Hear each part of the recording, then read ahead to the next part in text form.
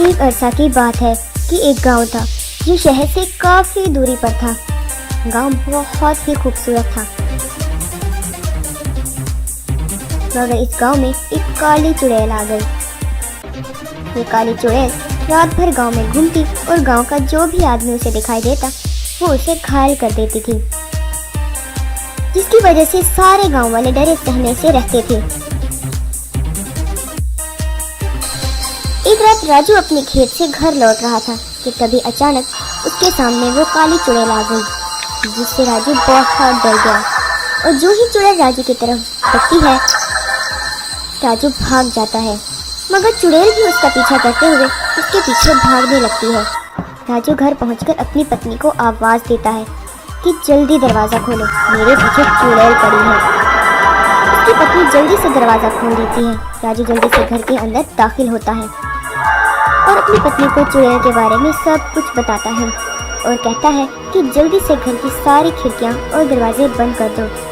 तभी चुड़ैल राजू के घर के बाहर पहुंच जाती है। अरे वो आदमी कहाँ गायब हो गया? मैं भी देखती हूँ, आखिर कब तक बचेगा? मैं अपने शिकार को इतनी आसानी से नहीं छोड़ती। इतना कहकर चुड़ैल वहाँ से चली जाती है। अरे बाप रे, ये तो बहुत ही डरावनी चुड़ैल है। हाय भगवान, ये हमारे पीछे क्यों पड़ गई है? वहीं दूसरी तरफ राजू और उसकी पत्नी दोनों अपने घर की खिड़की से छुपकर ये सब देख रहे होते हैं। अगले ही दिन ये बात आग की तरह पूरे गांव में फैल जाती है और धीरे धीरे लोग उस काली चुड़ैल के डर के मारे शाम होते ही अपने घरों से बाहर निकलना बंद कर देते हैं। अरे भाई, मैंने इस चुड़ैल के डर के मारे रात को अपने खेतों को पानी देना बंद कर दिया है। अगर मेरी फसल सूख गई तो मैं तो कहीं का नहीं रहूँगा। साहूकार का कर्जा कैसे चुकाऊंगा? अरे भाई, सारे गांव वालों का यही हाल है, पता नहीं ये चुड़ैल कहाँ से आ गई है। फिर एक दिन गांव की पास वाली नदी के किनारे एक बहुत बड़े तांत्रिक के आने की बात कुछ गांव वालों को पता चलती है। वो लोग जाकर ये बात गांव के मुखिया जी को बताते हैं। फिर मुखिया जी इन गांव वालों को साथ लेकर उस तांत्रिक बाबा के पास पहुंच जाते हैं। इस तरह मुखिया जी सारी बात उस तांत्रिक को बताते हैं और तांत्रिक बोलता है, क्या बात है, तुम सब लोग यहाँ क्यों आए हो? मेरी तपस्या में क्यों मुदाखलत कर रहे हो? चलो जाओ यहाँ से, मुझे अकेला छोड़ दो। तांत्रिक बाबा, हम एक चुड़ैल की वजह से सख्त मुसीबत में हैं, कृपया करके हमारी मदद करें। अच्छा तो ये बात है, तुम यहाँ ठहरो, मैं अभी पता लगाता हूँ। तांत्रिक फिर अपनी आंखें बंद करके कुछ पढ़ना शुरू कर देता है। कुछ देर के बाद अपनी आंखें खोलकर बड़ी डरावनी आवाज में बोलता है, मैंने देख लिया है, मैंने देख लिया है, मैंने देखा है, तुम्हारे पूर्वजों ने बहुत पाप किए थे, जिसकी वजह से ये गांव अब श्रापित हो चुका है। इसी की वजह से तुम्हारे गांव में ये चुड़ैल आई है। ये चुड़ैल बहुत खतरनाक है, ये किसी को नहीं छोड़ेगी, तुम सबको मार देगी। हा हा हा हा। बाबा जी, इसका कोई तो उपाय होगा, मेहरबानी फरमाकर हमारी मदद करें और इस चुड़ैल से हमें बचाएं। ठीक है, इसका सिर्फ एक ही उपाय है। सभी गांव वालों को बारी बारी हर दिन अपनी आधी फसल उस पहाड़ी पर बनी काली गुफा में छोड़कर आनी होगी, तभी इस चुड़ैल की भूख मिटेगी और शराब भी खत्म हो जाएगा और तुम जिंदा बच जाओगे। सभी गांव वाले उस तांत्रिक बाबा की बात को मानकर वहां से चले जाते हैं और फिर अगले दिन हर रोज उस गांव के लोग बारी बारी अपनी आधी फसल उस काली गुफा के पास जाकर रख आते हैं। कुछ दिनों के बाद राजू की बारी होती है, मगर राजू अपनी फसल नहीं देना चाहता था। एक दिन उसके मन में एक ख्याल आया, आज रात क्यों न छुप कर देखूं कि आखिर ये फसल गुफा से कहाँ जाती है, मुझे इसका पता लगाना होगा। उसके बाद रात को छुपकर वो जंगल से गुजरकर उस गुफा के पास जाता है और वहाँ झाड़ियों में छुपकर बैठ जाता है। ओह, अरे यहाँ तो चारों तरफ डरावना माहौल है।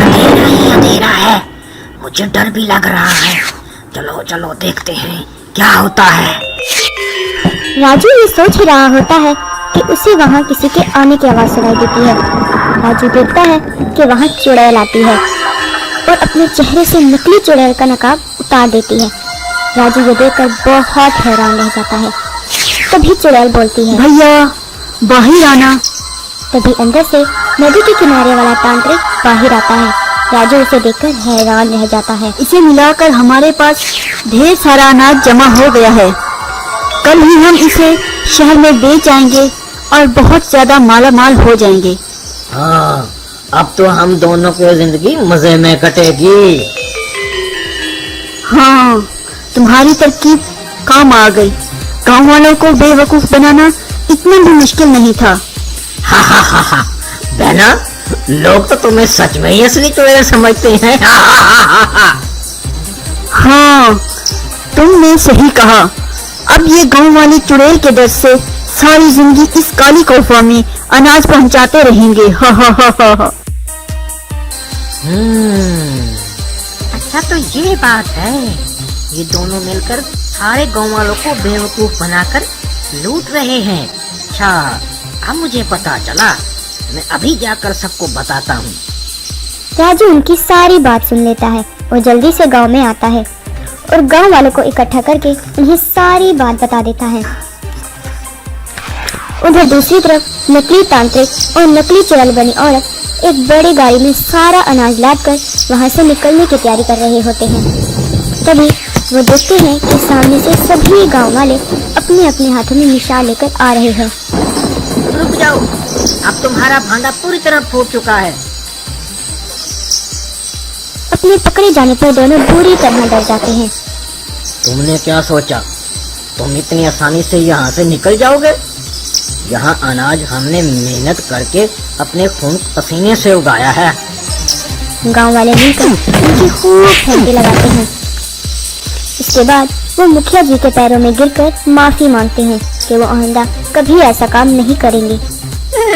मुखिया जी, मेहरबानी करके हमें माफ कर दे। हम एक नंबर के काम चोर हैं, बिना मेहनत किए पैसे कमाना चाहते थे। हमें माफ कर दे मुखिया जी। अब हमें सबक मिल गया है। अब हम मेहनत मजदूरी करके पैसे कमाएंगे। हमें छोड़ दें। मुखिया जी भी उन्हें माफ कर देते हैं और दोनों गांव छोड़कर भाग जाते हैं।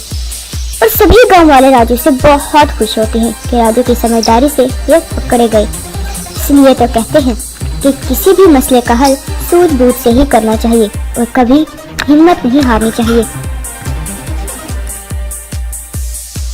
Thanks for watching friends. कैसी लगी आपको आज की हमारी ये कहानी?